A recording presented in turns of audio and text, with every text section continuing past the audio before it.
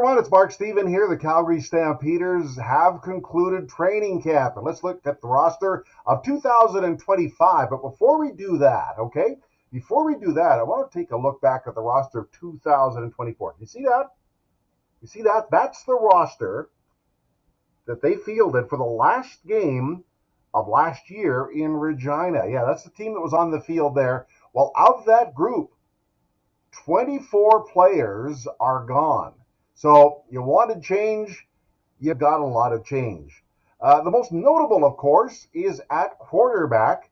The quarterbacks that played in that game in Regina, actually, two of them are with the Rough Riders, so maybe Jake Mayer and Tommy Stevens should have left their cleats in the stadium there, but they didn't know that, of course, at the time. Those have been replaced by the new group of quarterbacks led by Vernon Adams. So substantial turnover there, and in a lot of areas, three new starters on the defensive line. In fact, I could see 10 or 11 different starters when they take to the field against the Hamilton Tiger Cats on Saturday. So quite a turnover on the roster. And it also means opportunities for newer players. Guys, some of the young Canadian draft choices that came in, well, I think that they got an opportunity. As you can see, 5 guys made it from this year's draft class, 2 from 2024. I want to talk specifically about the quarterback spot. That always draws a lot of attention.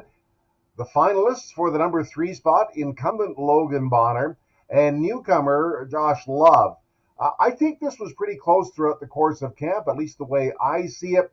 The deciding factor was the mini game they had on the last day of training camp. I think Love outperformed Bonner in that game, and to me, that probably was the difference. Any other surprises? I was probably a little bit surprised that none of receivers Ishmael Hyman, Cam Eccles, or Terrell Vaughn remained. I thought there might be room for one of them, maybe even 2 of them. Turns out there's room for none of them. But those are the roster decisions the team has to make, and those are some of the thoughts. Give me your thoughts on the team and the roster and how they've constructed it, and look forward to talking more football with you through the course of the year. Thanks for joining us.